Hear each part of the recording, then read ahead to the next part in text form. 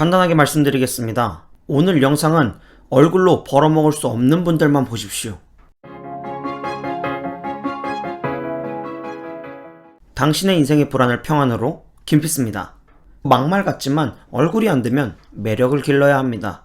여기서 매력은 잔 근육을 키우고 머리를 예쁘게 기르고 그렇게 해서 생기는 것이 아닙니다. 오늘은 매력적인 사람이 되는 방법에 대해서, 엄밀히 말하면 매력적인 캐릭터로 자신을 세팅하는 방법에 대해서 말씀드리겠습니다. 제가 요즘 정말 감탄하면서 보고 있는 책인데요. 마케팅 설계자라는 책과 무기가 되는 스토리라는 책을 조합해서 매력적인 캐릭터의 정체성을 4가지로 분류해봤습니다. 들어보시고 이 4가지 유형 중에서 당신이 가고자 하는 노선을 골라 잡으시면 됩니다. 첫 번째 정체성으로는 조력자입니다. 히말라야 오를 때 등산용품보다 더 필수로 필요한 것은 셰르파입니다. 셰르파는 티베트의 고산지대에 사는 소수 민족을 이야기합니다. 그들은 태어날 때부터 히말라야를 뒷동산 놀러 다니듯이 뛰어다녔기 때문에 고산의 전문가들입니다. 그렇기 때문에 그들이 에베레스트와 같은 고산을 등정할 때 단순히 가이드로서 참여하는 것이 아니라 전반적인 준비 상황을 체크하고 등정 루트와 정상 공략까지 종합적으로 인솔하는 조력자가 됩니다. 이처럼 조력자는 주인공과 이미 비슷한 경험을 겪은 사람으로 주인공의 여정 속에서 어떤 방해물이 있을지, 어떤 함정을 맞닥뜨릴지, 또 어떻게 하면 그것을 극복할 수 있는지 잘 아는 사람들입니다. 또 조력자는 그것을 겪게 됐을 때 얻는 어려움뿐만 아니라 다 이겨내고 나서 결국 여정의 끝에 얻게 될 보상까지 알고 있는 사람들이죠. 주인공에게는 없어서는 안 될 존재입니다. 사람들은 일반적으로 스토리의 주인공을 좋아합니다. 하지만 남의 이야기의 주인공보다 내 이야기에서 나를 주인공으로 만들어주는 조력자를 더 매력적으로 보게 될 것입니다.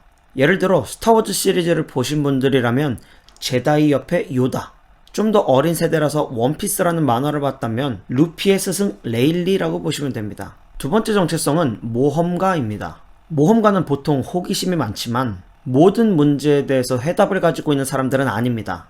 그렇기 때문에 이들은 궁극적으로 답을 얻기 위해서 여정을 떠나죠.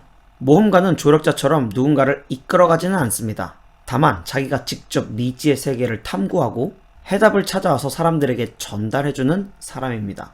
예를 들어 유튜버 중에 270만 명의 구독자를 가진 진용진이라는 사람이 있습니다. 그 사람은 과거에 그것을 알려드림이라는 프로그램을 통해서 많은 사람들이 궁금해하지만 어디서 물어볼 수 없는 것들을 직접 실험도 해가고 사람들과 부딪혀가면서 알아냈기 때문에 좋은 호응을 얻었었습니다. 세 번째 정체성은 기자입니다. 기자는 자신이 알고 있는 지식을 이야기하는 사람들이 아닙니다.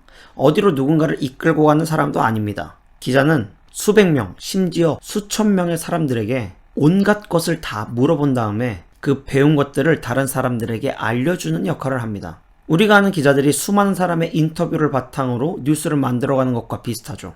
또 기자는 유명인들과 가깝게 지내면서 지식의 수준도 향상되고 그들의 권위에 의해서 신뢰도 향상됩니다. 그렇기 때문에 시간이 지날수록 점점 그 기자가 매력적으로 보이게 되죠.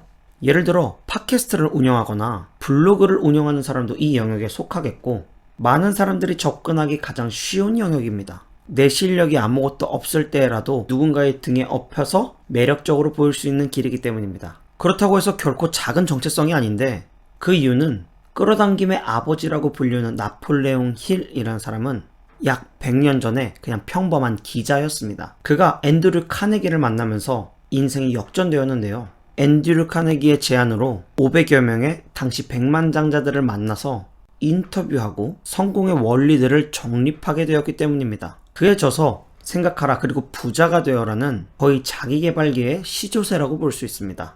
마지막 정체성, 겸손한 영웅입니다. 겸손한 영웅은 자기가 발견한 것이 요란한 스포트라이트와 찬사를 받는 것을 원하지 않습니다. 부끄럽고 나서기 싫지만 발견하고 이루어낸 것이 대단한 것이고 또 중요한 것이기 때문에 사람들 앞에 나서서 알리려고 하는 사람들이죠.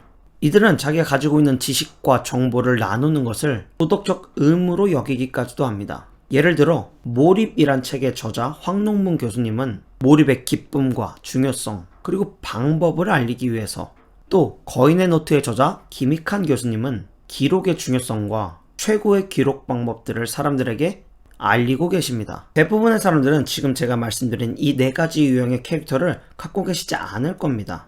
두 가지의 부정적인 의견이 있을 수 있습니다. 뭐 겸손한 영웅이라든지 뭐 조력자라든지 사실은 다 자기 이득을 위해서 그렇게 포장한 것이 아니냐? 맞습니다. 매력적으로 보이는 것은 곧 나를 어떻게 포장하느냐 차이입니다. 거만한 영웅으로 포장하실 필요가 없습니다. 오히려 수많은 스캔들에 괴롭게 될 것입니다. 남들을 이끌고 가는 사람이 아니라 남들을 밀어붙이는 사람으로 이미지 메이킹을 하신다면 그것 또한 곤란한 일들의 연속일 것입니다. 저는 최대한 매력적인 캐릭터로 포장하기 위한 방법들을 알려드리는 것입니다. 또 두 번째로 불편한 생각을 가질 수가 있는 것은 나는 경험이 없고 아무런 발견도 없는데 내가 어떤 정체성을 선택해야 될지도 감이 안 잡힌다 하실 수 있습니다. 그런 분들은 기자의 정체성부터 시작해 보십시오. 만약 기자의 정체성을 선택했다면 호기심을 해결해 줄 사람을 찾고 그 사람의 말을 잘 편집하고 다듬어서 제공해 보십시오. 필요한 사람들이 그 기록을 보고 당신을 매력적으로 느낄 것입니다. 만약 당신이 모험가를 선택했다면 모험을 통해 겪었던 이야기를 사람들에게 들려주십시오. 또 조력자라면 당신이 과거에 어떤 일을 했었었는지, 또 지금은 어디로 가려고 하는지 전반적인 스토리를 들려주어 같은 상황에 처해 있는 사람들을 도와주십시오. 그리고 겸손한 영웅을 택했다면 주어진 역할에 충실하십시오.